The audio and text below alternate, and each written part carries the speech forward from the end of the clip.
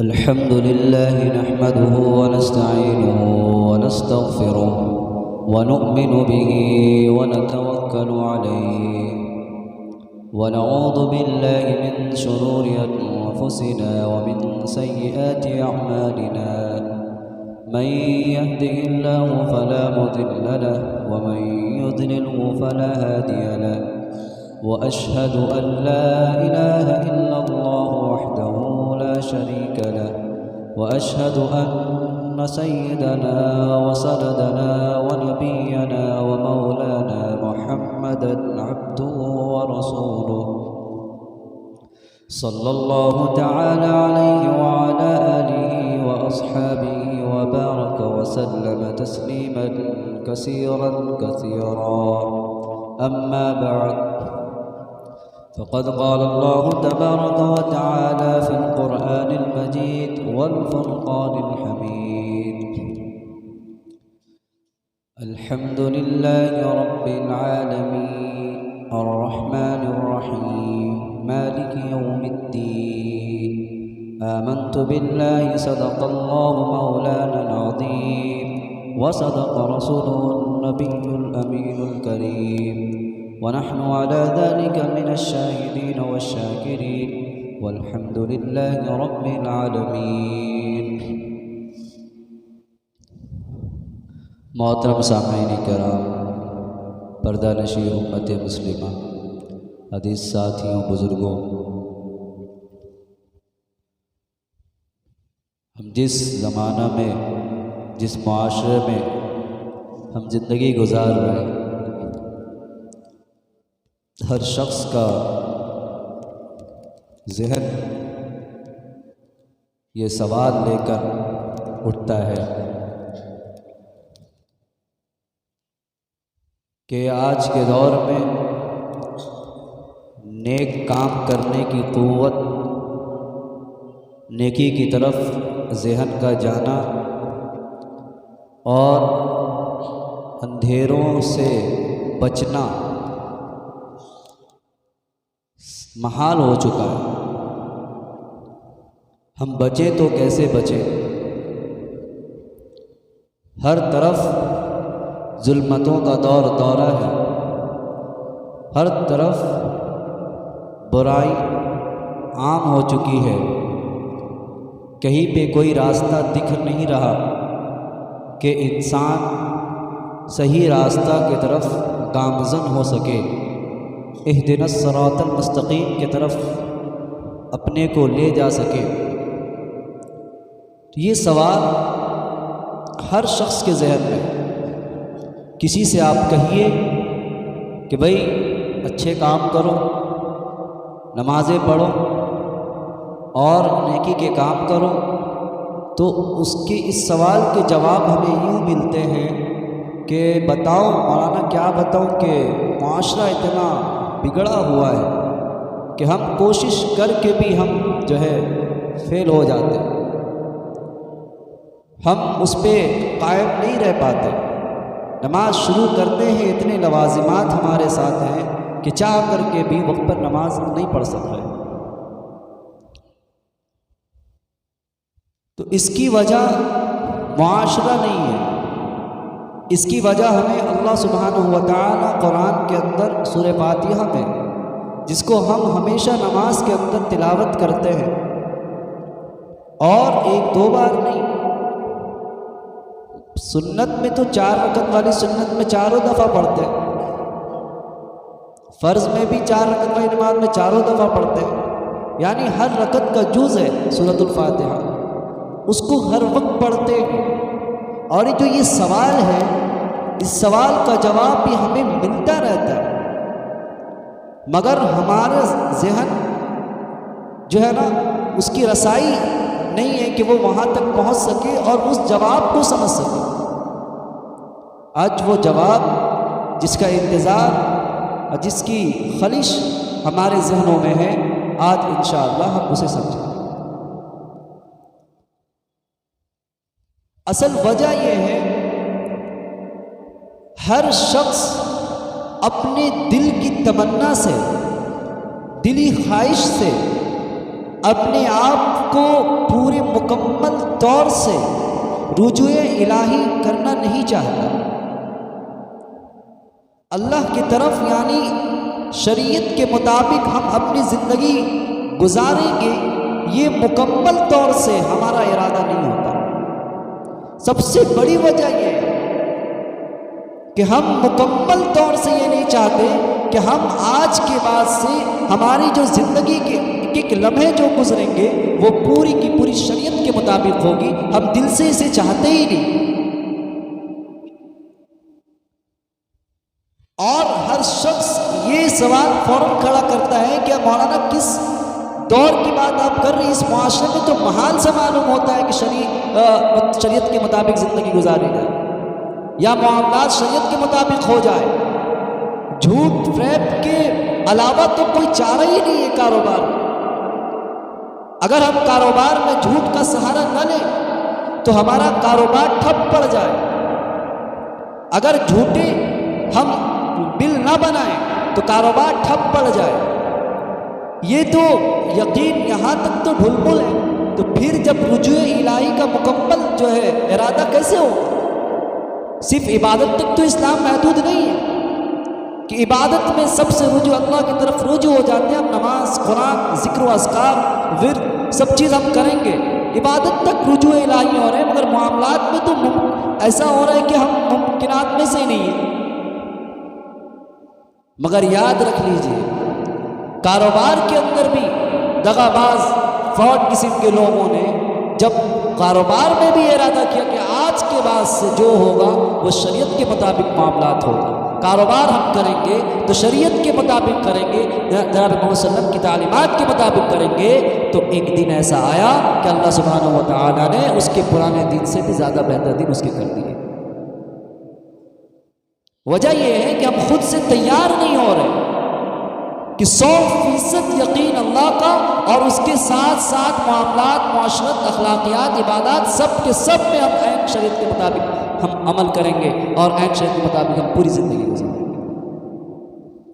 اب یہاں کی بات کی ترتیب جو ہے اللہ سبحانہ و تعالیٰ جو فرما رہے ہیں کہ ایاک نعبد و ایاک نستعین، ہم ہر نماز میں پڑھتے ہیں کہ اے اللہ ہم آپ کی ہی عبادت کرتے ہیں اور آپ سے ہی مدد چاہتے ہیں۔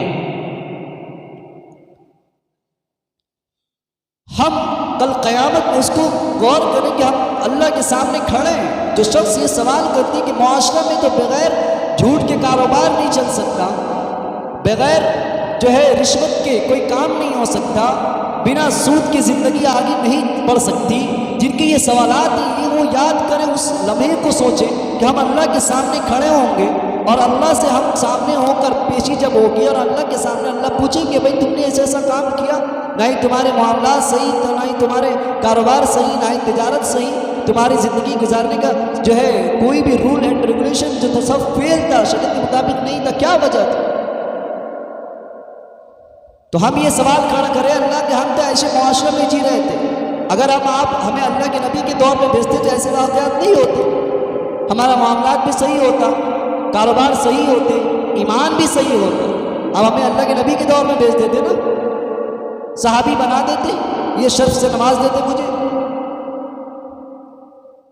تو اللہ سبحانہ و تعالیٰ ایک ہی ورڈ کہیں گے کہ اللہ فرماتے ہیں کیا ایاک نعبد و ایاک نستعین، تم تو عبادت کرتے تھے، ٹھیک ہی عبادت کے لیے تیار ہوتے تھے، مگر کبھی تم نے یہ مدد چاہی مجھ سے کہ اے اللہ ہمیں بچا لیجئے، اے اللہ ہم ایسے معاشرے میں جی رہے ہیں جہاں صحیح سے کاروبار کرنا بہت محال ہو چکا ہے، بنا رشوت کے کام نہیں چل رہا ہے، اے اللہ ہمیں بچا لیجئے، اے اللہ میں ظلمات اندھیروں میں پڑا ہوا ہوں، اس کے دلدل میں پھنسا ہوا ہوں، گناہوں کے بیچ میں پڑا ہوا ہوں، اللہ آپ ہی کی ذات ہے بچانے والی۔ آپ فرماتے ہیں ان اللہ علی کل شیء قدیر، کہ اللہ ہر چیز پر قادر ہے۔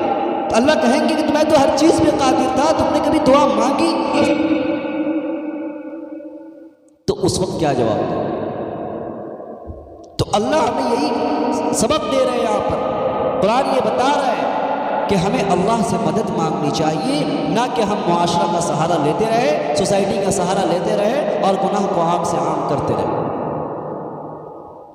تو وجہ یہ ہے، آپ دیکھیں واقعات کو اٹھا کر، نبیوں کے واقعات کو دیکھیں، صحابیوں کے واقعات کو دیکھیں، صحابیات کے واقعات کو دیکھیں، نبیوں کے واقعات کو دیکھیں، تو مسلسل دعائیں مانگی ہیں نبیوں نے بھی، صحابیوں نے بھی، اور اولیاء اللہ نے بھی۔ اب حضرت یوسف علیہ السلام کا قصہ آپ کو مشہور قصہ ہے، سبھی کو معلوم۔ حضرت یوسف علیہ السلام کو جب زلیخا نے دعوت دی ہے، اور جو مسئلہ مشہور ہے، وہ واقعات مشہور ہے کہ وہ شہزادی گناہ کی طرف دعوت دیتی ہے، وقالت حیت لک، اور جب ایسی سچویشن ہے کہ سارے دروازے کے تالے لاک کیے ہوئے ہیں، سارا مقفل ہے، یعنی سب قفل سے لگا ہوا ہے، سب میں تالے لگے ہوئے ہیں، اب وہ حکم دے رہی ہے کہ یوسف آؤ میرے پاس، اب آؤ میرے پاس۔ تو یوسف علیہ السلام وہی فوراً دعا نہیں کر رہے، یوسف علیہ السلام بھی دیکھ رہے ہیں کہ دروازہ جو ہے وہ بند ہے، کوئی راستہ نہیں ہے، مگر یوسف علیہ السلام نے دوڑنا شروع کیا کہ دروازے تک تو پہنچنا میرا کام ہے، کہ دروازے تک اتنی صلاحیت ہے کہ ہم دروازے تک تو پہنچ سکتے ہیں، وہاں تالا لاک ہے، وہ اللہ کا کام ہے کھلوانا۔ وہیں پہ جو ہے سرنڈر کر جاتے کہ اب تو تالا بھی لگا ہوا ہے، مگر یہ دکھانا ہے اللہ کو، واقعات جو قرآن کے اندر ہے محض واقعات کے لیے نہیں ہے کہ واقعہ پڑھے اور لطف اٹھائیں، اور اس واقعات بھی اس لیے درج کیے گئے کہ اس سے سبق لیا جائے۔ یوسف علیہ السلام دوڑتے ہوئے دروازے تک پہنچتے، معلوم ہے کہ ہم وہاں تک تو دوڑ سکتے ہیں، اس کے بعد میرا کام یعنی میری محنت ہم اتنا ہی کر سکتے ہیں کہ وہاں تک پہنچ سکتے ہیں، اس کے بعد اللہ کا کام۔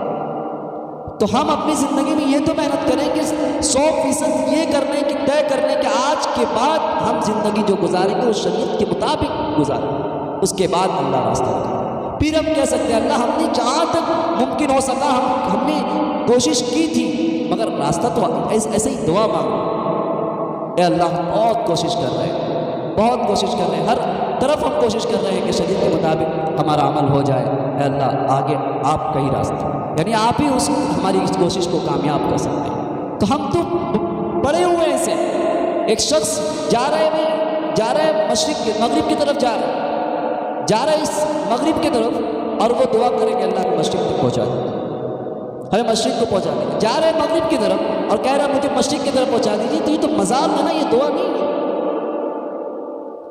یہ ہم مذاق بنا لیے۔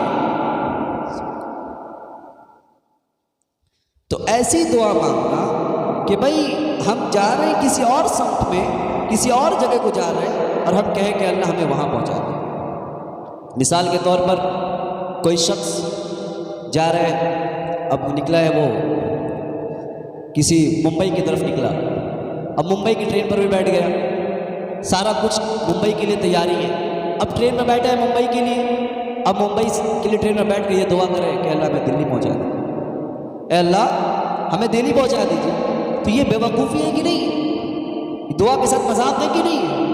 تو ہم میں سے ہر شخص آج کا جو ہے معاشرہ کا سہارا لے کر وہ اپنے کاروبار میں بھی غلطی کر رہا ہے، اپنے معاملات میں بھی غلطی کر رہا ہے، اپنے آپ کو بڑھانے کے لیے نہ جانے کس کے حقوق کو مان، اور پھر دعا کرتے ہیں اللہ ہمیں، اب نماز میں آتے اہدنا الصراط المستقیم، اہدنا الصراط المستقیم، یہ بے وقوفی ہے۔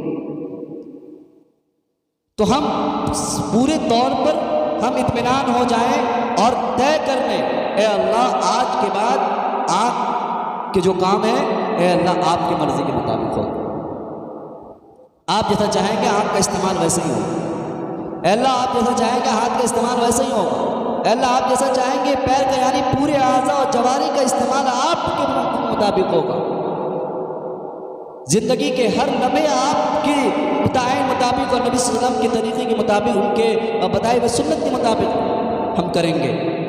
اس کے بعد اللہ سے دعا مانگیں کہ اللہ اب ہم تو پورے طور سے تیار ہو چکے ہیں، اب کامیابی کی طرف لے جانا آپ کا کام، اے اللہ ہمیں سیدھا راستہ دکھا دیجیے، اے اللہ ہمیں سیدھا راستہ دکھا دیجیے، پورا امن والا راستہ دکھا دیجیے، جو بالکل سیدھا اسٹریٹ ہو، کہیں کا کوئی مسئلہ نہیں ہو، بس ایک ہی آپ ہم کو منزل تک پہنچا دیجیے جو جنت کی طرف لے جانے والا راستہ ہے۔ یوسف علیہ السلام کا واقعہ، اس کے بعد حضرت یونس علیہ السلام کا واقعہ لیجیے، تو وہ مچھلی کے پیٹ میں چلے گئے. تو کیا مسلسل انہوں نے دعائیں مانگی. بعض میں آتا ہے کہ 40 دن تک مسلسل. تو ایک ہی دن ہم مانگتے ہیں اللہ بچا لیجیے بس ختم, اب ہم تیار ہو گئے, کچھ اور راستہ نکال رہے ہیں کیسے ہو جائے کیسے ہو جائے. مسلسل دعا مسلسل مانگنے کی چیز ہے. اور ایسے نہیں, اللہ نے دو ایک پلیٹ فارم بنایا, ایک فرض کا, ایک جماعت کے ساتھ کلیکٹیو طور پر لوگ آتے ہیں اللہ کے سامنے اپنے فریاد رکھتے ہیں, کلیکٹیو طور پر, اجتماعی طور پر. اور ایک اللہ نے ایک خاص کرم فرمایا ہم لوگوں انسانوں پر, ایک یہ کرم فرمایا کہ بھائی کلیکٹیو طور پر تو آتے ہو, اجتماعی طور پر تو آتے ہو, ایک کام کرو, تمہیں اکیلے کبھی بات کرنی ہو تو اکیلے بھی آ جایا کرو رات کو تہجد کے وقت, یا کسی بھی وقت اکیلے نفل نماز لے کر آؤ اور اکیلے مجھ سے بات کرو. عبادات اللہ نے 2 طریقے کے رکھے, ایک نفل جو خالص اپنے اکیلے مجھ سے اور تمہارا رابطہ رہے, پھر بیچ میں کوئی نہیں رہے. آج تو نفل کا بھی یہ معاملہ ہے کہ نفلی عبادت میں بھی لوگوں نے اجتماعی عبادت کو یہ کر لیا کہ اجتماعی عبادت کرتے ہیں. تو نفلی عبادت کی ایک مثال یہ دیتا ہوں کہ جیسے آپ مثال کے طور پر ابھی زیادہ لوگ اس طرح سمجھیں کہ کونسلر ہو, کسی کونسلر کے پاس کبھی کبھی 10-15 لوگ چلے جاتے ہیں کسی مسئلہ کو لے کر کہ وجہ یہ صاحب کرنا یہ ہے کہ ہمارے محلے میں یہ کمی ہے. 10-12 لوگ گئے, 10-12 لوگ کو جانے کے بعد اس نے یہ کہہ دیا کہ ٹھیک ہے 10-12 لوگ تم میں آئے ہو, ایک کام کرو شام کے وقت تم میں سے کوئی ایک شخص آ جائے اور آ کر بات مجھ سے کر لے گا, ایک شخص آنا. اور یہ صاحب جو ہے شام میں گئے تو پھر بھی پورے محلے کے لوگوں لے چلے. تو وہ کونسلر خوش نہیں ہوتا ہے, وہ بولتا میں نے تمہیں اکیلے ہی بلایا تھا کہ بھائی بات کر لیں گے, بات ختم ہو جائے گی اور ایک مسئلہ کا حل نکلے گا, ہم نے تم کو اس لیے بلایا تھا. پھر تم 10-15-20 کو لے کے چلے آئے تو وہ خوش نہیں ہوتا ہے, وہ ناراض ہوتا ہے. تو اللہ سبحانہ و تعالیٰ نے یہی سسٹم بنایا ہے کہ نماز جب جماعت کے ساتھ ہو, سب لوگ آؤ, سب لوگ یاد کرو. ہاں جب میں نفلی ایک ایسی عبادت ہے کہ میں تم کو اکیلا بلاتا ہوں اور آؤ اور خوب جتنا جو مانگ رہے ہیں مانگ. تو نفلی دعائیں کہ انسان اپنے سے علیحدہ ہو کر نماز میں دعائیں مانگتے ہیں, مگر اکیلے طور پر. تو جمعہ کا حال یہ ہے کہ پرسنٹیج لوگ جو جمعے کی نماز پڑھتے ہیں, ہفتے میں ایک دن کا, وہ بھی ایک وقت کا نماز, وہ بھی جمعے کا, وہ بھی پڑھتے ہیں تو صرف فرض پہ اکتفا کرتے ہیں. فرض کے علاوہ دعائیں جو نماز میں امام صاحب مانگ لیتے ہیں اس کے بعد تو پھر ان کو حاجت ہی نہیں. اور کئی لوگ ہوتے ہیں جو سب سے زیادہ دن سے کٹے ہوئے ہوتے ہیں. تو پھر کیسے ہم یہ دین صراط المستقیم کر رہے ہیں کہ اللہ میں ذکر, تو اللہ ناراض نہیں ہوگا اس طریقے سے. یہ مذاق نہیں ہے دعا. تو سب چیز لا کر رکھ دیں, اس کے بعد کہیں کہ سب کوشش ہم نے کرنی ہے, اب اس کو انجام تک پہنچانا ہے اللہ آپ کا. ہم نے دہلی کے لیے ٹرین کی ٹکٹ بھی کی اور اب ٹرین پر بیٹھ بھی گئے ہیں. اب ٹرین کھل گئی ہے, اب یہ دہلی کی طرف جا رہی ہے, مگر اے اللہ اب تو آسانی سے اس کو دہلی تک پہنچا سکتا ہے, یہ آپ کیا. اب ہم بیٹھے ہی ممبئی کے لیے اور کہہ رہے کہ دہلی تک پہنچا دیجیے, دہلی تک پہنچا دیجیے, مزاق. تو اس اکیلا فردن اللہ سے دعائیں مانگیں, اور ایک دن نہیں. حضرت یونس علیہ السلام نے روایت کرتا ہے بعض میں کہ 3 دنوں تک دعائیں مانگیں. کیا دعا مانگی؟ فنادى في الظلمات أن لا إله إلا أنت سبحانك إني كنت من الظالمين. دعائیں مانگی ہیں, نادا آواز لگائی ہے انہوں نے حضرت یونس علیہ السلام نے کہ اے اللہ فی الظلمات, میں ظلمات میں ہوں, میں اندھیروں میں پڑا ہوا ہوں. اللہ الہ, آپ کے سوا کوئی معبود نہیں, الا انت سبحانک, آپ ہر عیب سے پاک ہیں. انی کنت من الظالمین, میں ہی ظالمین میں سے ہوں, میں نے ہی ظلم کیا ہے. دعائیں مانگی تو اللہ سبحانہ و تعالیٰ فرماتے ہیں فی قرآن کے آیت فاستجبنا له ونجیناه من الغم, ہم نے ان کی فریاد کو سن لیا. انہوں نے جو تو مسلسل ایک دن بھی نہیں, بس اندر گئے اور دعا مانگی اور فوراً اللہ نے ان کو نکال دیا, ایسا نہیں ہوا. ایک وقت لگا, 40 دن ہو چاہے 3 دنوں کا ہو, ایک وقت لگا, ایک پیریوڈ گیا. تب اللہ سبحانہ و تعالیٰ نے ان کو کیا کیا, فاستجبنا له ونجیناه من الغم, ہم نے ان کو جو اندھیرے کے جو گھٹن میں تھے وہ ہم نے ان کو وہاں سے نکال دیا. اور اللہ نے صرف یونس علیہ السلام تک محدود نہیں رکھا, وَكَذَلِكَ نُنْجِي الْمُؤْمِنِينَ, کہ اسی طرح ہم ہر مومن جو نجات چاہے گا ہم اس کو بچاتے رہیں گے, نکالتے رہیں گے, نجات دیتے رہیں گے. یہ میرے نبی تھے, ایسا نہیں کہ ہم نے نبی کو تو نجات دی ہے, وہ اندھیروں میں پڑے ہوئے تھے، گھٹن میں تھے، ہم نے ان کو یہاں سے نکال لیا. نہیں، ہر مومن جو بھی نجات چاہے گا ہم اس کو نجات دیتے رہیں. وَكَذَلِكَ نُنْجِي الْمُؤْمِنِينَ. تو ہم چاہیے کہ ہم اللہ سے اپنے جو ہم گناہوں کے دلدل میں پھنسے ہوئے ہیں، ظلمات میں پھنسے ہوئے ہیں، تاریکیوں میں پھنسے ہوئے ہیں، گناہوں کے دلدل میں پھنسے ہوئے ہیں، ہر طرف جو ہے ظلم و جبر اور جو ہے دشمنی اور بغض و عداوت کا ایک معاشرہ بنا ہوا ہے، اس میں اللہ سے دعا مانگے اللہ ہمیں آپ بچا لیجیے. اور ایک دو دن نہیں، مانگتے رہے. ایک دن ایسا آئے گا کہ اللہ سبحانہ و تعالیٰ کے دربار میں وہ دعا قبول ہوگی، پھر آپ کا مقام اور لوگوں سے بڑھ جائے گا، یہاں بھی اور آخرت میں. تو اصل ہے کہ ہم وقت دینا نہیں چاہتے. تو جو جمعہ والے نمازی ہیں وہ تو بھائی نماز میں ہی چلے جاتے ہیں، پھر اور نمازیں اللہ ماشاء اللہ. تو ہمیں چاہیے کہ ہم پہلے پکے سچے نمازی بن جائیں. پکے سچے نمازی کے ساتھ ہم پورا عہد کریں کہ اے اللہ آج کے بعد جو زندگی ہم گزاریں گے عین شریعت کے مطابق گزاریں گے. ہمارا معاملات ویسا ہی ہوگا جیسا معاملات ہمارے نبی جناب محمد رسول اللہ صلی اللہ علیہ وسلم ہمیں سکھا کر گئے. معاشرت ویسا جیسا کہ جناب صلی اللہ علیہ وسلم نے ہمیں بتا کر گئے، یعنی اللہ جیسا حکم دیتا ہے. ساری چیزوں کو جب ہم اللہ اور اللہ کے رسول پر چھوڑ دیں گے تب ہمارے لیے پھر ہم یہ دعا مانگتے رہیں اہدنا الصراط المستقیم. پھر مزہ بھی آئے گا، پھر ہم کہیں گے نا ایاک نعبد. تب سب چیز سے ہم لڑ کر آ گئے ہیں کہ اللہ ہم نے سب کو چھوڑ دیا ہے، ایک تو ہی تو ہے رحمان، ایک تو ہی تو ہے رحیم. جب دیکھتے ہیں نا ہم گھر والوں کے لیے جتنا کوشش کریں 100 اچھائی کر دے، معاشرے والوں کے لیے 100 اچھائی کر دے، اپنے ریلیشن والوں کے لیے 100 اچھائیاں کر دیں ہم، مگر ایک برائی کر دیتے ہیں تو پھر تو ساری اچھائیاں ختم. بیویوں کے آپ خوب ان کی تعریفیں کرتے رہے، کپڑے اچھے لاتے رہے. بچوں میں بھی یعنی سب کا یہی ہے، پرسنٹیج ایسے ہی لوگ ہیں کہ آپ سب چیز ان کے لیے کرتے رہیے. اگر ایک خدا نخواستہ اگر کچھ کمی ہو جائے آپ سے تو سارے اچھائیوں کو وہ بھول جاتے ہیں. مگر ایک اللہ ہے جو کہتا ہے 30 سال بھی گناہ کیے ہو، نافرمانی میری کی ہو، تم نے نافرمانی کیا ہے، تم نے 30 سال 40 سال 50 سال ایک بار اچھا کر لو، توبہ کر لو، اللہ سبحانہ و تعالیٰ سب کو ریموو کر دیتا ہے، سب کو ختم کر دیتا ہے. ابھی ایک بھی ایسا بھی نہیں کہ تم نے جو کیا وہ باقی ہے اس کا سوال جواب دینا ہوگا، نہیں. اللہ فرماتے ہیں ایک بار تم اس لیے کر لو نا کہ اللہ جو ہوا میں اس پہ شرمندہ ہوں، اور آئندہ نہیں کروں گا، اللہ معاف کرتا. آئندہ ہو گیا پھر وہی چیز کر لو، پھر مانگ لو. اللہ فرماتے ہیں میں سب کو معاف کرتا رہوں گا، مغفرت کرتا رہوں گا. مگر آنا پڑے گا تو سب دل سے آنا پڑے گا، کمپلیٹلی آنا پڑے گا کہ اب نہیں کروں گا، اور جو ہو گیا اللہ میں اس پہ شرمندہ ہوں، میں نے بہت غلط کیا، میں نے اپنے جان پر ظلم کیا ہے. اللہ کہتے ہوئے آ جاؤ تو اللہ کہتے ہیں دیکھیے اللہ اتنی نافرمانیاں مگر ایک اچھا ہی، اللہ ساری نافرمانیوں کو ختم کر دیتے ہیں. آج ہم میں سے جتنے بھی ہم دیکھیے اپنے زندگی محاسبہ کریں کہ ہم آج جھوٹ بھی بولتے ہیں تو اپنے رشتہ دار کے لیے، اپنے بچوں کے لیے. بھائی پورا پیسہ کون کھاتا ہے؟ ایسا تھوڑی ہے کما رہے ہیں ایک انسان پورا کھا لے. وہ کس کے لیے کرتا ہے؟ بچوں کے آرائش کے لیے، بچوں کی زیبائش کے لیے، بچوں کے آرام کے لیے، بچوں کی ضرورت کے لیے، بیوی کی ضرورت کے لیے، اپنے رشتہ دار کے سارا کام ان کے لیے کرتا ہے. مگر وہ ایک غلطی ہو جائے تو سارا ختم. مگر ایک اللہ کے نافرمانی چھوڑ کر ان کی خوشی کے لیے سارا کام کرتا. مگر اللہ بولتا ہے کہ نہیں ایک آ جاؤ نا، ایک بار آ جاؤ، میں معاف کر دوں. تو ایسے اللہ کی طرف ہمیں رجوع ہونا ہے. جب ہم رجوع ہوں گے ہمیں عروج ملے گا، ہماری بلندی ہوگی، ہمارا مقام بڑھے گا، ہمارا معیار بڑھے گا.